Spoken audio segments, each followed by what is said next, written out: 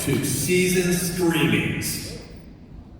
If you're already missing the Halloween season, you're not alone.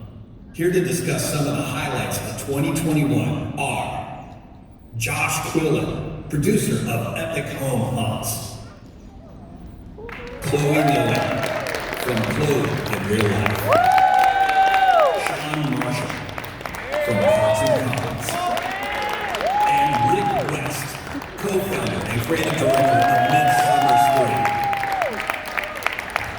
Hi, everybody. Well, that was a pretty important sounding introduction just to come out for everybody we know. Actually, that makes it the best damn crowd of the whole weekend, doesn't it? Did you guys have a good weekend? Yeah! Awesome, awesome. Well, we're here to talk about the haunt season. Do you miss it? Yeah. The haunters are like, no, so build all your shit next door and ready for Christmas. But before we get into that, we did have, first of all, give it up for Doug Barnes from Season Pass for doing all of our announcements this weekend, right? Really, really great. So, we have Josh and Chloe and Shawn. Most of you know us, some of you may not. So, just want to run down the line real quick and just kind of get a feel for why they're sitting up here, why we're all up here talking to you about the haunt season. So, Josh, just give the folks a little idea about your background here in SoCal and what you've done. And then we have a special treat from Josh at the end of the show. So, do we? We do. Yeah, my name's Josh. I made a little movie that most of you are in, actually. I grew up in SoCal, went to every haunt I possibly could, and then discovered home haunting. It was like, this is the most amazing thing I've ever seen.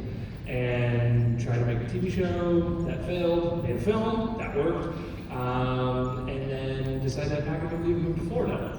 I was there for 2 years, and now I live in Vegas. Actually coming back here. So, yeah, basically I just, home haunts, that's kind of my thing. I like the theme parks, but I like the little homemade home haunt stuff. That's my favorite. That's awesome. Cool, man, thanks.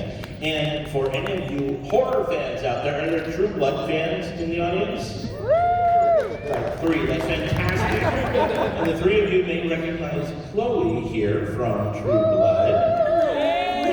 And so Chloe, tell everybody, you're the youngest one up here by like decades, so go ahead and tell everybody about your longevity with Halloween. Oh my goodness. Oh, well, I have been in the horror community for, gosh, probably like 40 years now. Yeah, it's been a long time. No, I'm still pretty new. I'm 19, I'm Noelle. I was in True Blood, and then I have been obsessed with Halloween my entire life. I was the kid that at 6 years old wanted to stay home, not go trick-or-treating, dress up as a ghost and scare kids.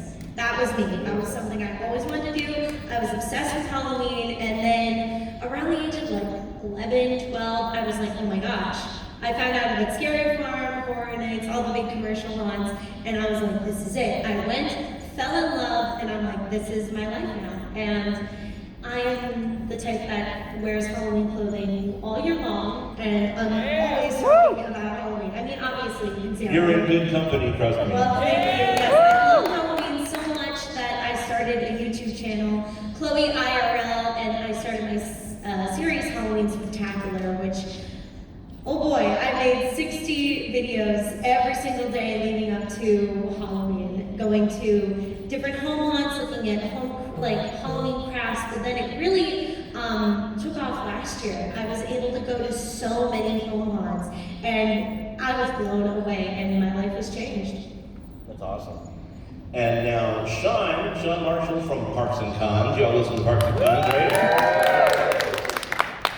You know, I listen to podcasts when I'm in the shower every day. That's about it, since I work at home. So Shawn and I are very intimate, actually.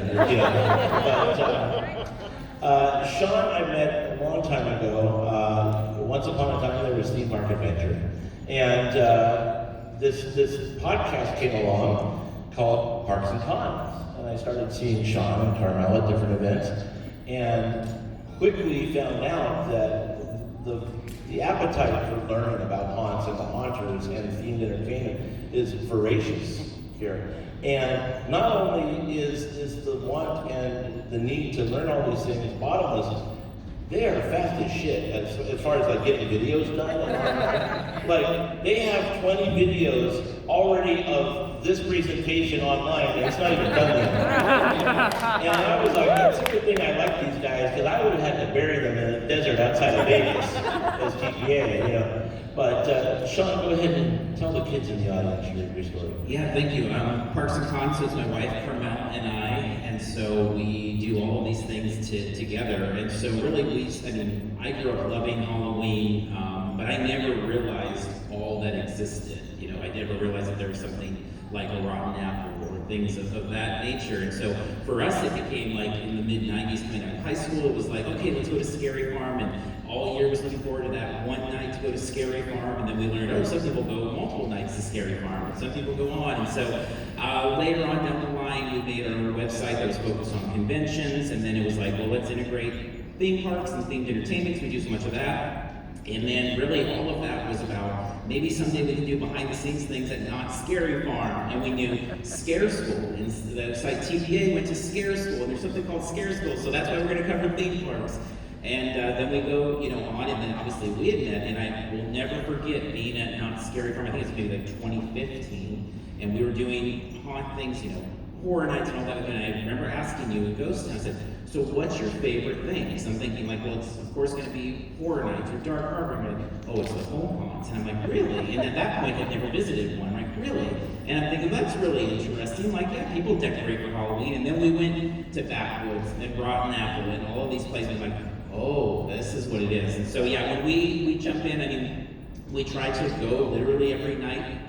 Like literally every night after work. It's like mid-September to the end of October, and try to just see as much as we can and just share as much as we can. And yeah, it's a busy time. So when Shawn says that they get around, how many haunts did you visit this year? 133 was this year. Whoa. And so the way we count, actually, Carmel came to, like, we need like a rubric, like what do we count? So her thing is always, if it's something we would recommend people to go, that it's something that we talk about, because we obviously appreciate everybody that decorates, but you know, we're not covering our neighbors or you know, things like that. But like we would say, yeah, this is worth getting in the car and driving a half hour. For us, a lot of the drives are an hour and a half, and things like that, and worth posting on social media and doing videos. So most all the haunts we try to do podcasts, social, and a lot of video, if not all of them video as well.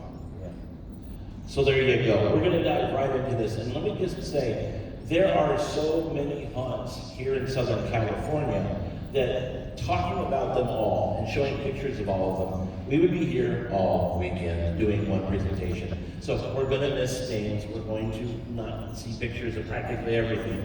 We're just going to kind of bounce around. We're not necessarily going to coordinate what we're talking about specifically with what you guys are seeing on the screens. Once in a while that will come together. But we're just going to get right into it and geek out. Are you guys cool with that? All right. Henry Honder's out there going, well, that's great. It better be a picture of my mom.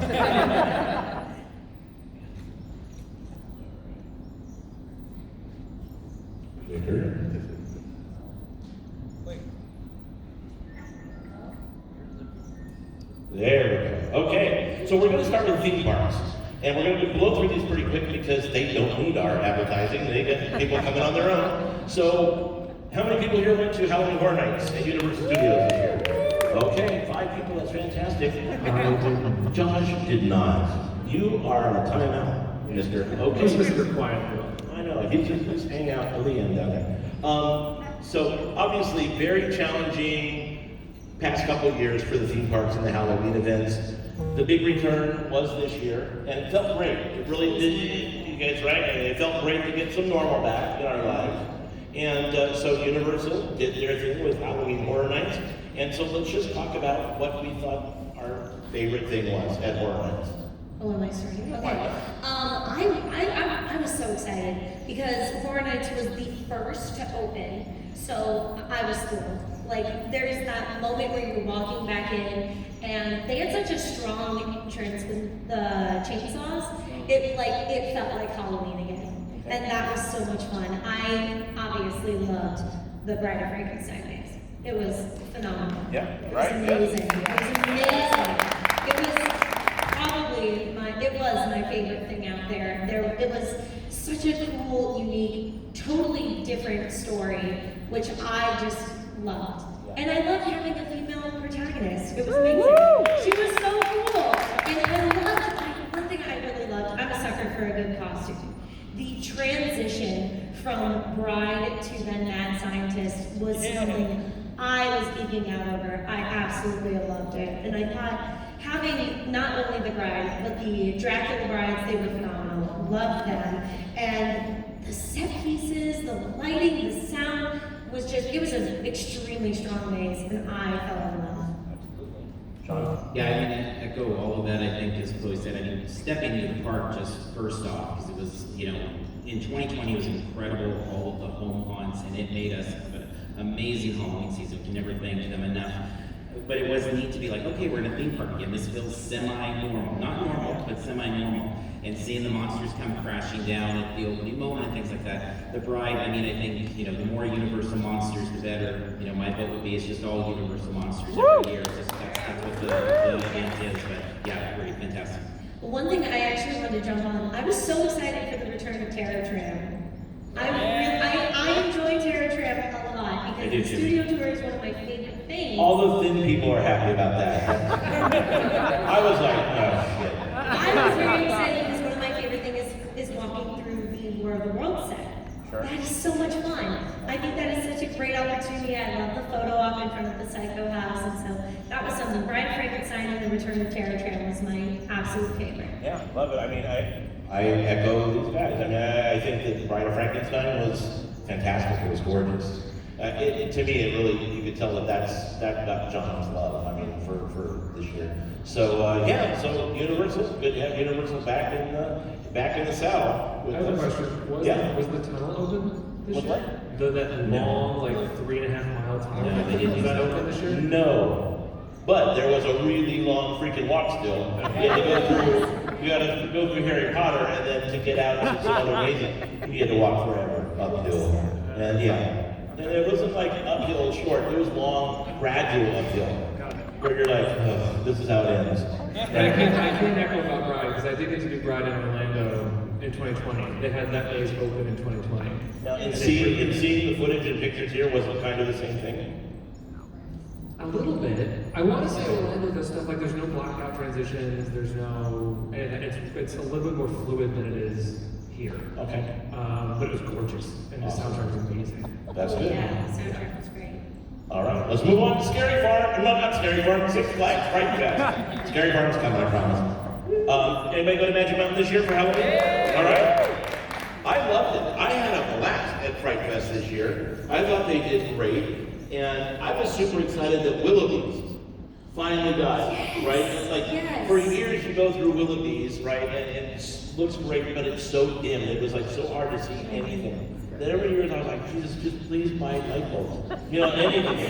And they did. They got an overhaul, and it was Zach Baggins, I think, gave them an influx of cash. Yes. And they gave Willoughby some love, and it was really great.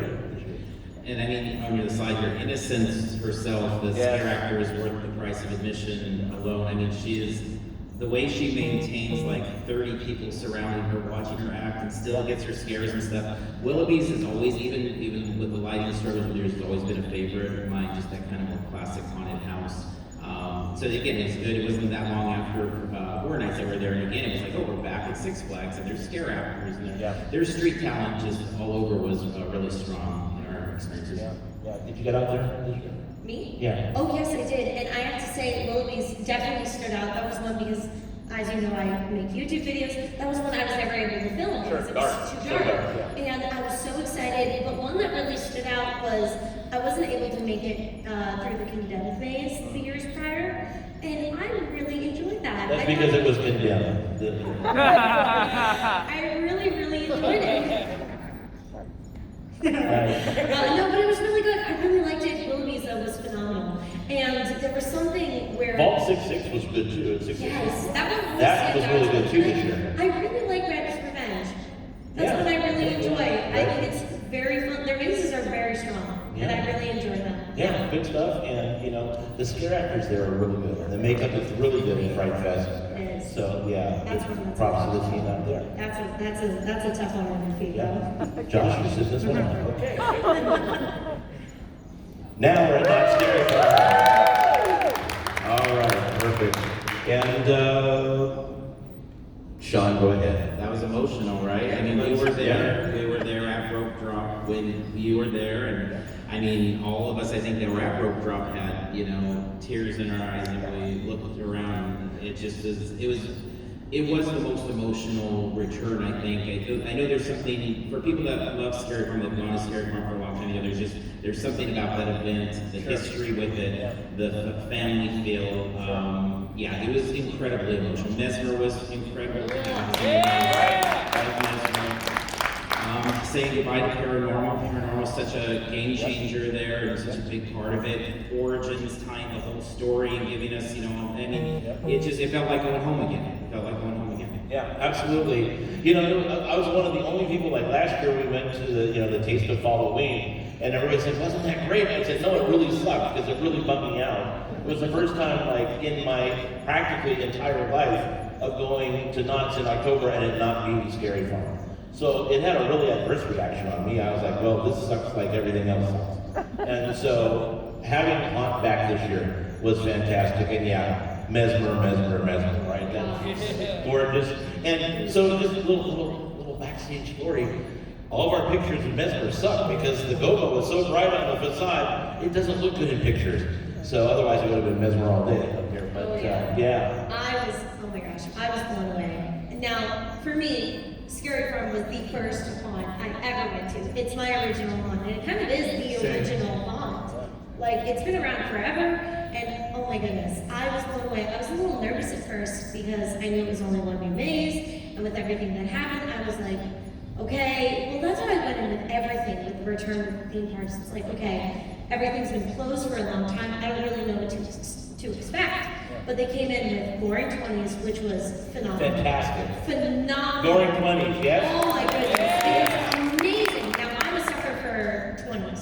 Like, I love the Goring 20s.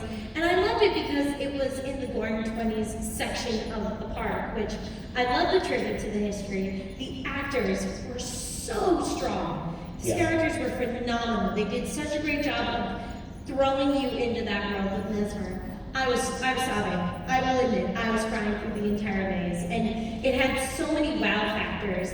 I was going through the maze, and I'm like, I saw the snake charmer, and I'm like, oh, you know, there's the big moment, haha, it's done. And then you go into the next room, and then the next room, and the next room. It was a wow factor after wow factor, and the one thing that I wanted to point out that really stood out to me was the voiceover. The voiceover was phenomenal, and I love that they're incorporating more voiceover into mazes to help throw you in the story because it was happening all around you. It was, for me, Midsummer was a fantastic example of immersive theater, which that's what these ones are. They are immersive theater. It's a production happening all around you, and it was so intense, and it was terrifying. It was so spooky. The flesh eater section, I've been through that maze so many times. I have a Scary Farm pass. That section still creeps me out. Creeps me out so much. It's so scary. I was blown away. It was an extremely strong return.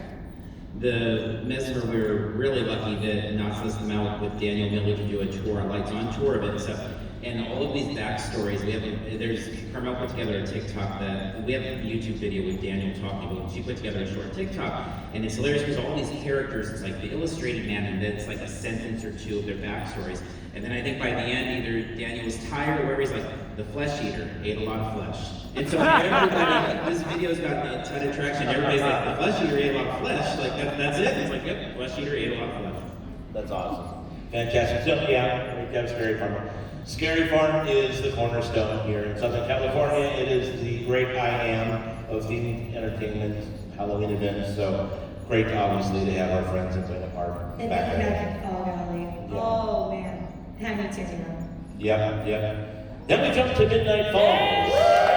And the LA United Hayride. Got a few fans in the house here, Ted. That's good. Yeah. 10 folks, there you go.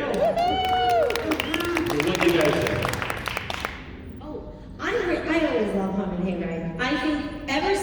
it switched over to Midnight Falls, it has become so strong. I look forward to Haunted Hayride so much. Again, another one. The scare actors are phenomenal. They're so good. And I have to say, I love the hayride itself, but the trick-or-treat maze. Love it!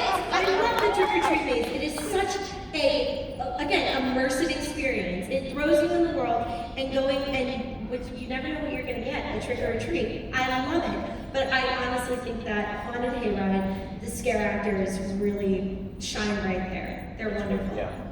Yeah, entering Midnight Falls and Monty being up on stage as the mayor,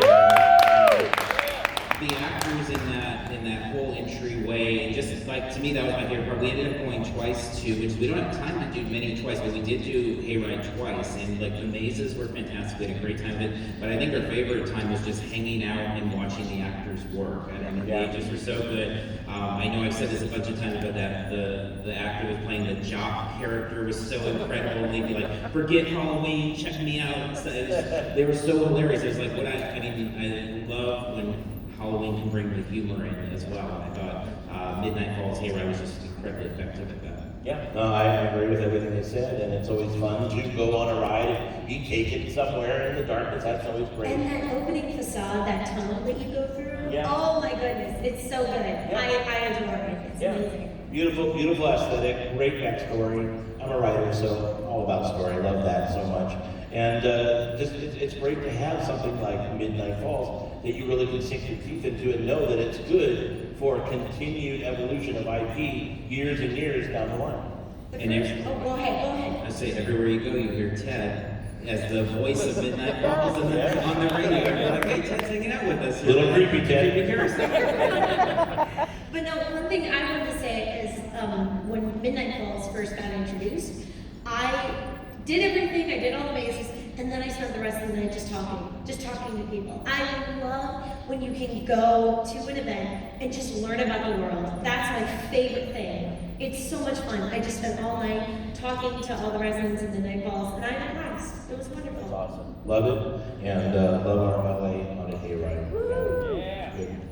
All right, I would be remiss, I'd get in trouble if I didn't talk about Cemetery Lane. The reason it qualifies to be in our presentation is because David and Claire produced it with their team. It is not a midsummer event, so it gets to be in our discussion today in the slideshow. So we went on Halloween night and had a great time.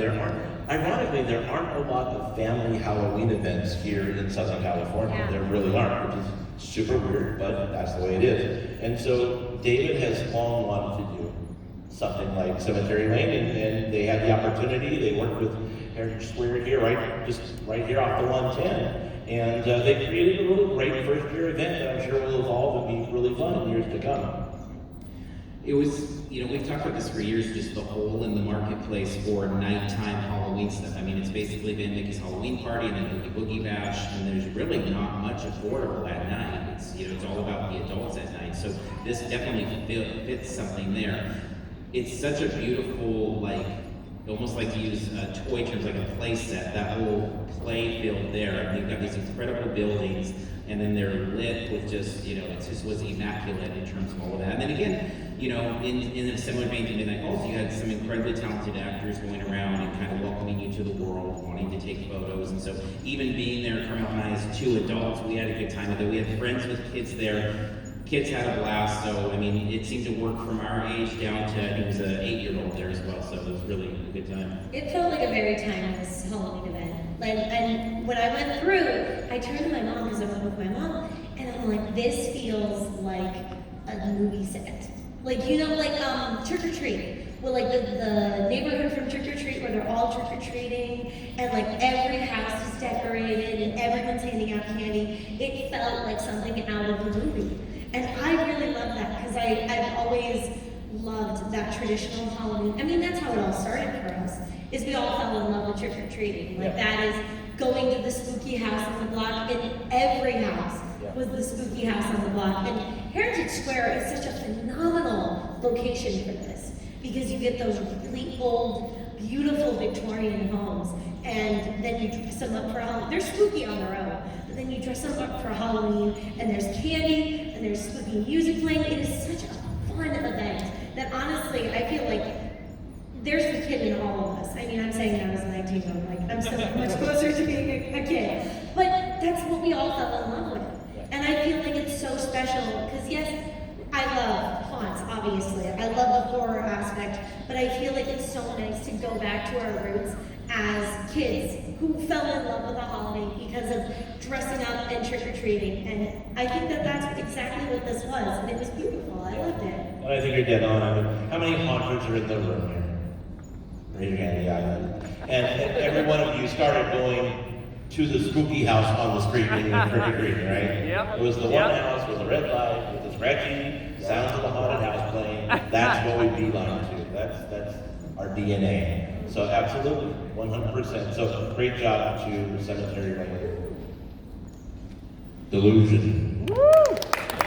Yeah. So, you know, delusion is a wild beast, and if you were fortunate enough to get tickets to go, you know that John Braver and his team really delivered a fantastic product this year. And the thing that's cool about Delusion is that John finds these locations and then he tailor makes the story to fit that location.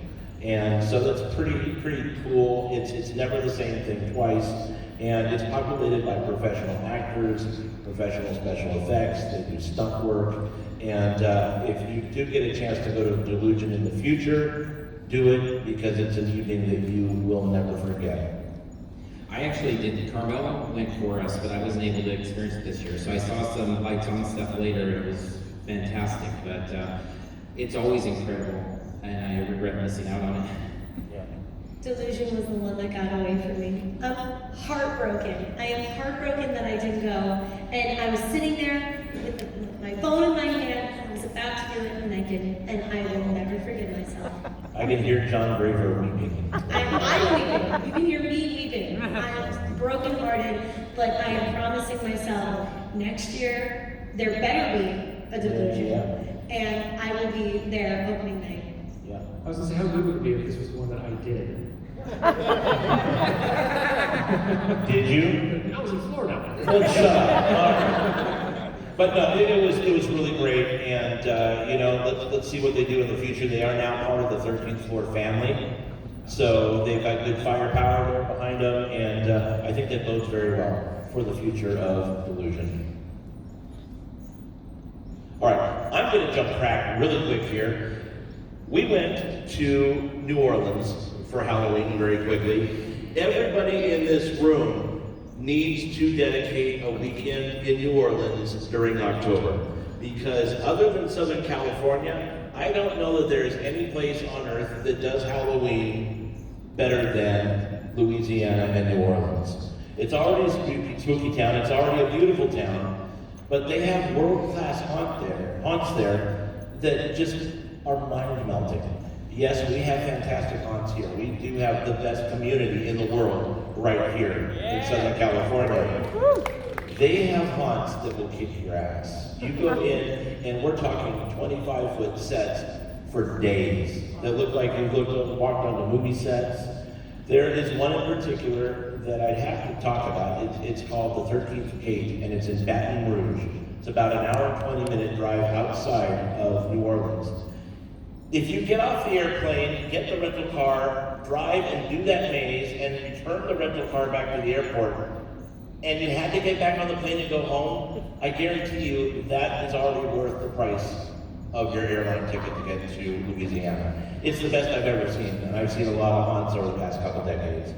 And what they do there is just ridiculous. You texted me like 20 minutes after the first time you got out. You were like, oh my God, this is incredible. We did it in 2019, and then the apocalypse came. And then, so trying to get some normal back into our lives this year, we said, well, let's go to New Orleans again for a weekend. And we had to go back out again to Baton Rouge to do this thing, and it's unbelievable. Everything from the sets, to the actors, to the effects, to the scent cannons they use. I mean, we played Europe, bodies stacked up. It's gagging as you go through. And I know it's a scent cannon. I'm like, I don't do this, I don't gag haunt. I gag in that. It's so gross, but it's beautiful. Also, again, 13th floor, they have the New Orleans Nightmare, which used to be the House of Shock in New Orleans proper, and that is a must-do when you're there. And we also went out and found, we were out at The Rise, and that is also about an hour and 15 minutes or so outside of New Orleans. And we went and did that. They have a hayride, they've got 2 really cool haunted attractions, and everybody there is just as nice as can be, because you know, it's the South. So make it a point to get out to New Orleans at least once in your lives during October. You won't regret it, I promise. All right, we're gonna jump on to smaller events that were here across the Southland. So there were many ticketed smaller events, some that we had never seen before. The Haunt of Halloween, right, in South County. We had the corn maze with the corn maze. That was so fun. Right? I really enjoyed that one. Dark Harvest, right? Yes, Dark Harvest was great. We're going without notes, kids, so we're trying to remember the names of all these things. Dark Harvest was great. Of course, you know, we'd be remiss not to mention our friends at Reign of Terror and Thousand Oaks. We love those guys. And of course, Boomers.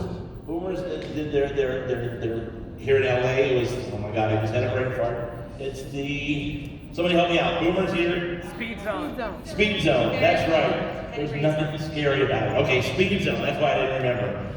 They're here, they're in our Hall of Yuletide Spirits, because now they're doing Krampus mini golf. And mini golf is awesome, you know, so go show them the love after season screenings. And they're blowing up. They're doing great things. So expect big things from Boomers coming up next Halloween also. I was really impressed. I went to Speed Zone, I didn't really know what to expect. Yeah. And I thought it was really fun. It was a good, I feel like we need more things like there's Oogie Boogie Bash or Mickey's Halloween Party, and then there's like Scary Farm, and I feel like Cemetery Lane and Speed Zone. I feel like those are good transitional, like haunt events. So that way, if you're a kid that's maybe outgrown Oogie Boogie, except no one can really outgrow that, let's be honest. But looking for something like a little bit spookier, I feel like that's good, like an in-between, before you're ready for something like Scary Farm, and I think we need more stuff like that. Yeah, absolutely. Another one, Fear in 3D. I think it was Fear in 3D, the experiment, Machine Hills, where we just didn't know what to expect. We didn't experience it in any previous form, and so we went out and we're like, wow, this is a fun mall haunt, you know, it's a 15-minute or whatever It was long. walk through. It was really good. It was a really good, fun one. Temecula Terror, I know you went there as well, Temecula Terror. Yeah, Bloodshed Brothers, right?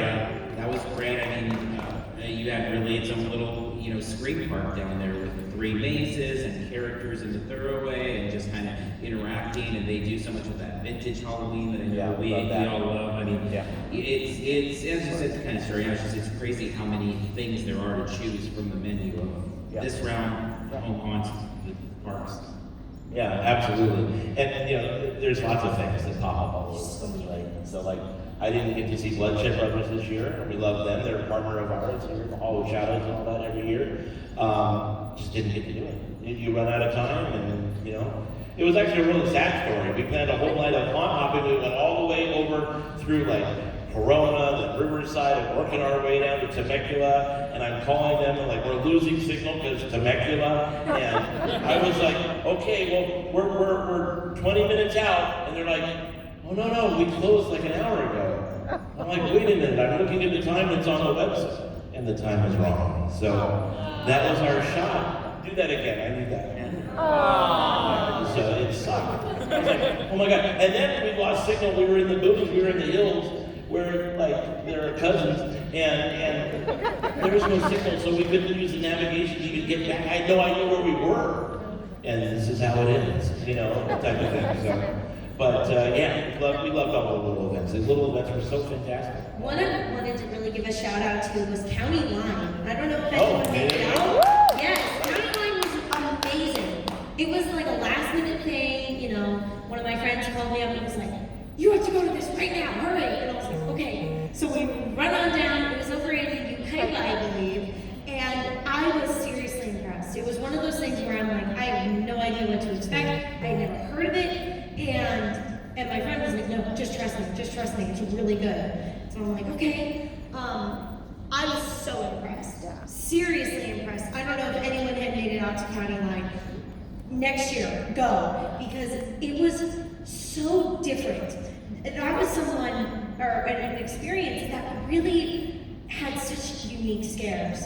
They dug like holes in the ground. People were coming out of the ground, out of the wall. Like usually sometimes with some of the haunts, and if you've been through a bunch of haunts in general, you're like, okay, someone's gonna come out of there, someone's gonna come out of there, and then you go through like an area where there's a bunch of bushes and you're like, I know what's gonna happen here. You know, there's gonna be someone in What the happened? suit. Someone in the suit's gonna walk out, you know. You start to know, you start to learn the common scares. And I was not expecting it. And I was screaming. If you go back and watch my video, the camera was like jumping every now and then because we're getting scared. And the actors had so much energy. One thing, shout out to all the scare actors. You guys seriously were fantastic, and they get so excited, and there's so much energy, and that was something that County Line really excelled with. Their actors were phenomenal. They had so much energy and so many unique scares, and it was like genuinely really scary.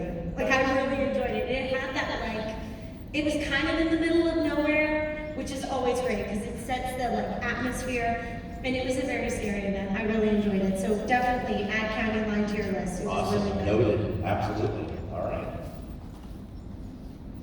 It's time for home haunts. And again, there's no way that we can even touch on, we can't even scratch the surface of the time that we have. So, what are some of your favorites, just off the top of your heads? Rotten Apple. Of course, yeah. I have a new one this year, Pirates Cave. Yes. Yeah, Pirates Cave.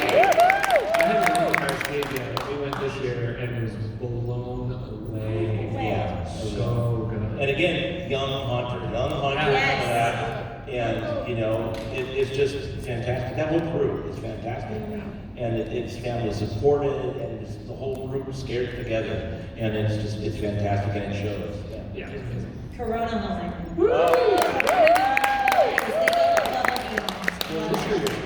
Huge. So impressed. I was so impressed. Do that again. Definitely Corona Line, Pirates Cave. Because, okay, so I went to Pirates Cave in 2020 when they had their yard display show. I was very impressed. And Jacob Larson was like, wait, you gotta see it when it's amazed. You have to see it when it's amazed. And I was like, okay, you know, this is gonna be fun. They had an elevator, like one of the little drop bridges. I was blown away. I'm like, how is this in your house? That's always the best thing with the home hunt is when you think, where are we in this person's home? Like that is, I was blown away. Like the technical aspect of Pirates Cave was out of this world. I was blown away. And we made Pirates Cave in Corona Haunt where we took, because my mom, we usually take her one night for Scary Farm. This year, the State of the World and stuff's like, maybe not doing Scary Farm. So that was kind of like her theme park night was Corona Haunt and Pirates Cave. And she was ecstatic and it's like, oh, I see, you know, like this is, to her, it was just as good a night as going to a Scary Farm. It was pretty incredible.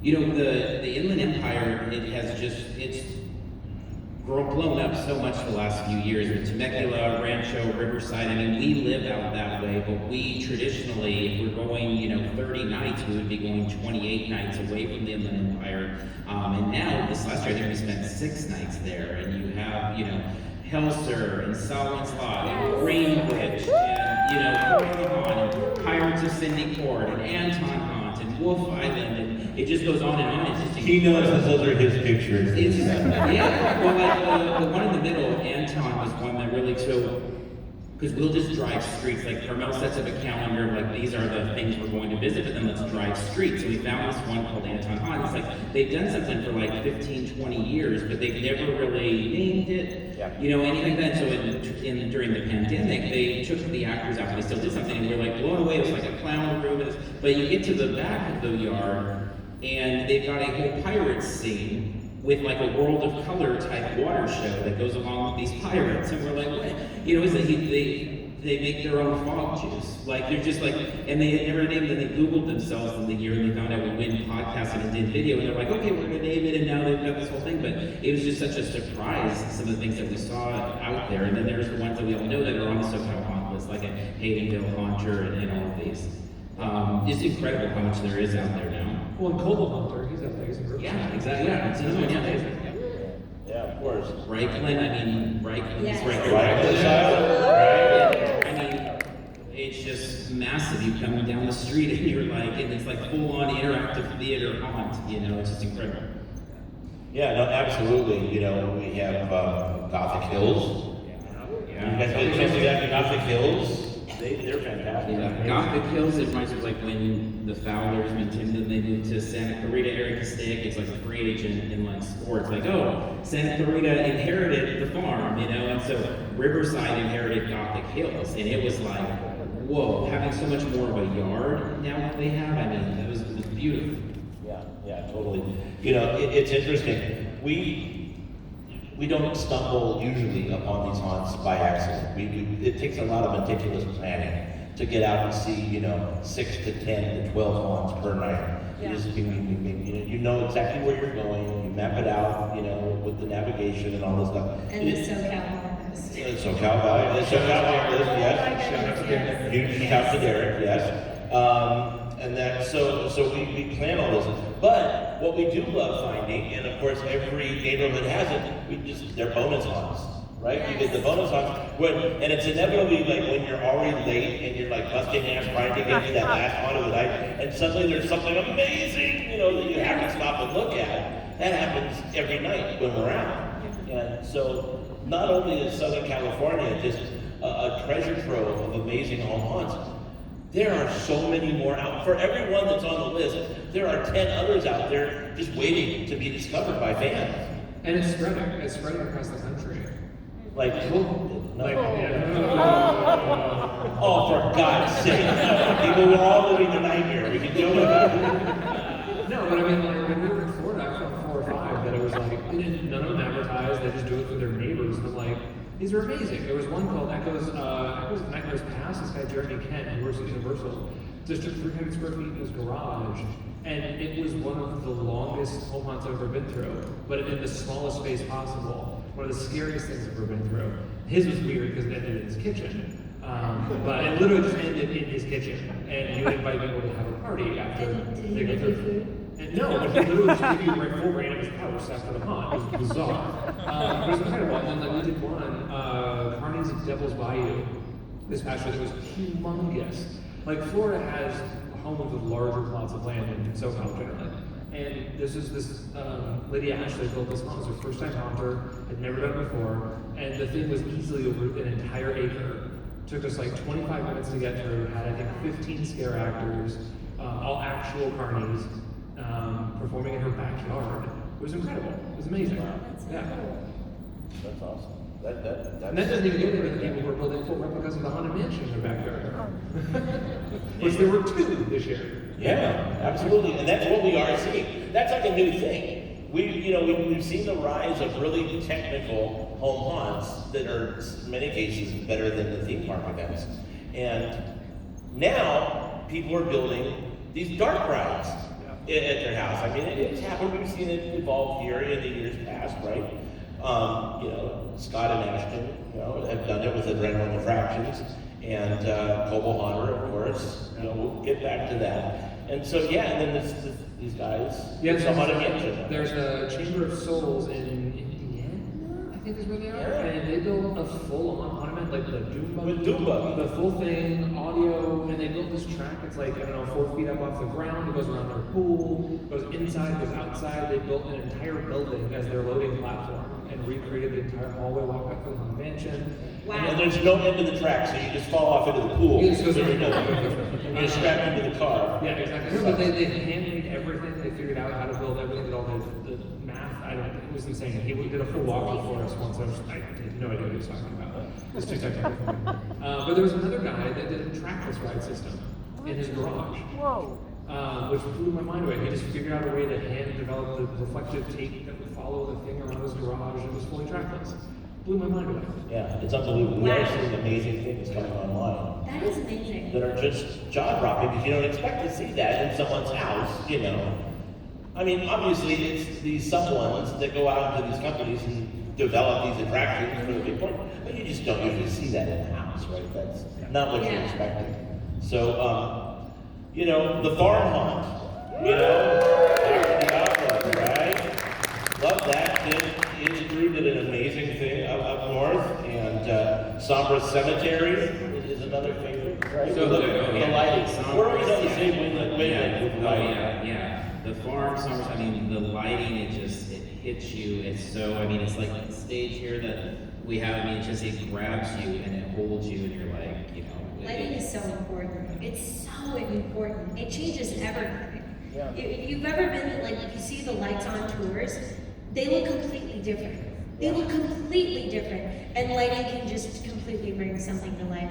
I'm gonna go on make a little educated guess here that the whole quarantine was kind of both good and bad for a lot of the home haunts, because I feel like just talking with some of my friends, they were like, it let you focus. Like, it gave you an outlet of like, I need something to do, we're all just sitting at home. And I was blown away, not only with the 2020 haunts, because 2020 was the year of the home haunters. Like, it really was. They were the ones that carried the Halloween season because all the theme parks were closed. And I feel like they really just stepped it up, because 2020 and everything being shut down gave them so much opportunities to like learn about new things and try out new things and see what was working, because we all have a lot of time at home. And I feel like it's just getting better and better and better every year. I think that's one of the things that happens too for us of covering so many things is once you experience something like a Grimwood Hollow that you had up there, it's like, well, you can't not experience it the next year. Like, you have to go back, you know. Once you experience Franklin, you have to go back. Once you know, it's our list every year, like Carmel, when we're saying, like, okay, so what are our musts? Like, we know we want to see all these. It's like, then the must every year gets to be like 67, whatever, it just keeps growing because they're just, like I said, I mean, the theme park stuff is so amazing, just like we wouldn't miss Scary Farm, though we wouldn't miss so many of these now because they become Curse of the Raven. I never knew Curse of the Raven existed out in Mamarata, and now it's like, well, there's no way we can ever miss Curse of the Raven again. And it makes planning very difficult. So planning is so hard. It's so tough. It's so insane. These are first world haunter problems. It It's is. so hard to get my car. So hard to go out everything. Look at all. There's so many things you want to go to, and then you gotta go to Louisiana, and then you have to go to Vegas, and then you Yes, have to go to there's Orlando, that. and then there's no more time. There is that. So we got to keep plowing through this because we've been given the 10-minute warning. So we want to call out also like Helser, of course. Someone's Live, of course. Everybody did such a great job, and I know we can't even scratch the surface here. But you know, we have talked about Coco Haunter. Yep. And that's the picture that's there in the corner. And those astute members of the audience may notice that there is a track going down that hallway. And that was, in fact, the one that was just a really great dark ride. It was amazing. And they created the entire ride system. It has the dispatch controls. It shows the LED shows like where it is in the show building. And this is all, of course, the backyard, you know, the property. And it's all gone. They finished. He's like, well, I'm done with that. I'm on to the next thing. And just like tore it all up and it went away. So these are amazing. And I've said it before. These things, including our Hall of Yuletide Spirits, these are amazing, very temporary art installations. They are works of art, and once they're gone, they're gone. And so being here, I think we're all very blessed to be in the presence of the haunters that have really busted their asses and made beautiful displays for us in the hall over here, all over SoCal for the weekend. And it's just, yeah, I mean, for the season, and it's fantastic. Now, I gotta go back to Coco. Go ahead. Oh, I was just gonna say, you were talking about the track and Yeah. his insane like dispatch system, which is bonkers to me because it's all handmade. He has security cameras and everything, and literally like stop and start the cars and all this other craziness. Next year, he was talking to me that he wants to do on-track power. There you go. So the cars are now going to be powered via, you know, they're currently Yeah. self-powered. You basically You're gonna test it with their tongue, as they're yeah, going just gonna just go through and just lick the track. Yeah, totally. So, who wants to see a video of Coco Haunters? I said we didn't really want to focus down on certain things, but come on, you've got to see a dark ride at someone's house, right? So if we can dim the lights, we'll go ahead and take a look at Hobo Hunters real quick. Foolish mortals, sunnyside man. Remain seated. Keep your hands and arms inside your coats. This is man, as I see, who's been home.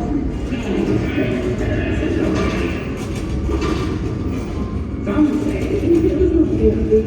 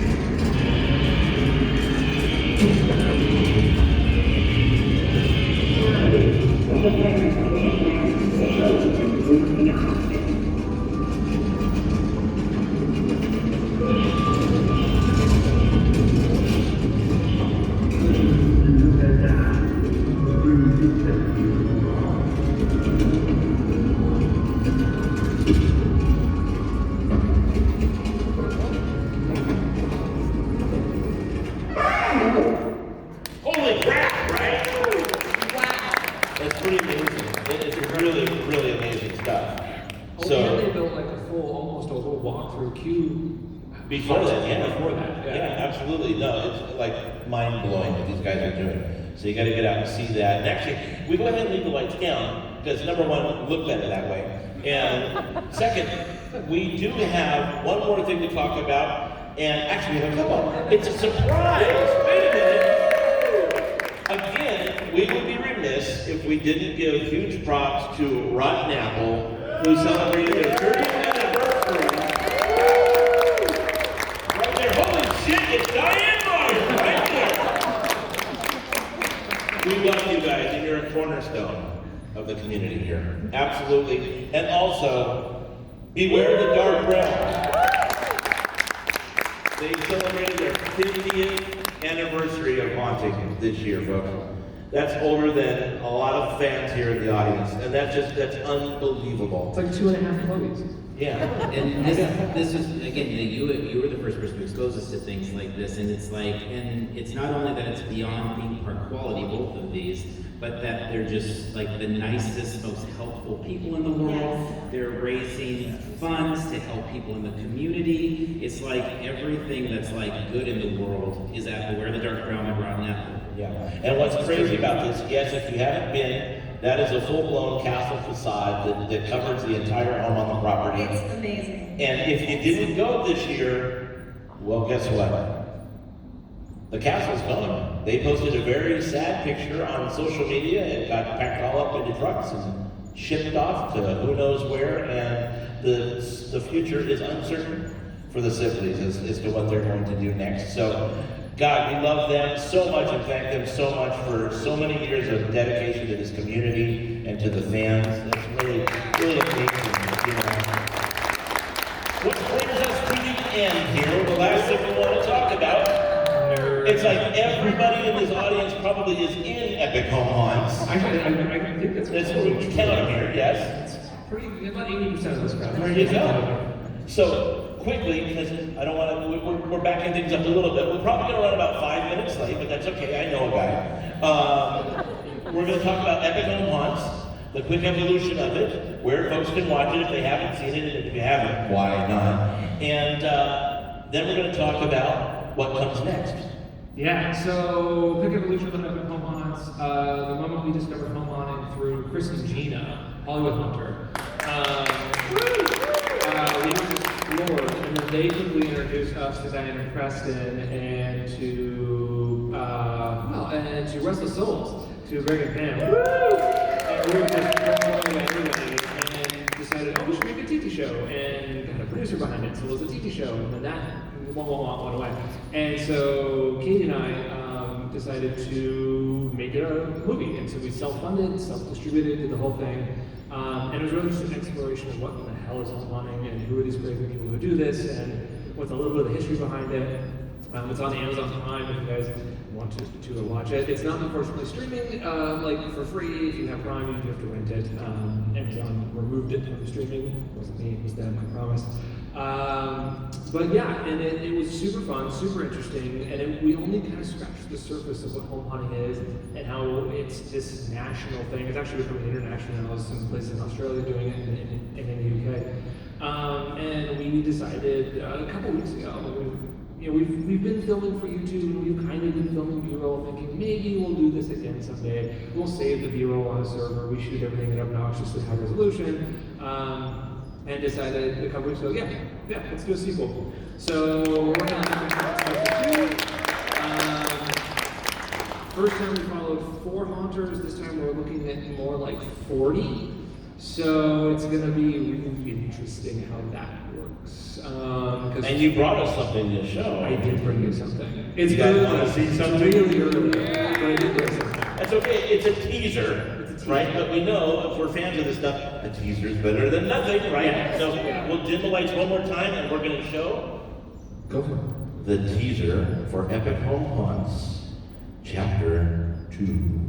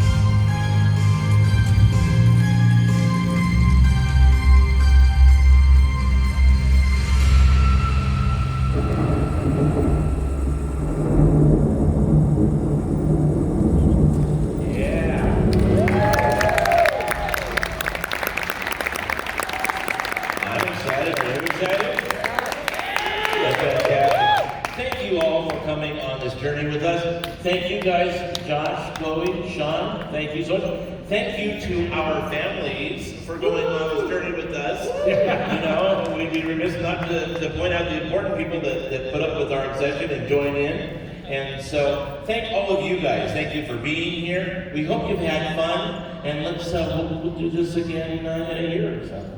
All right. Take care. That's it for our little group show. Thank you, folks.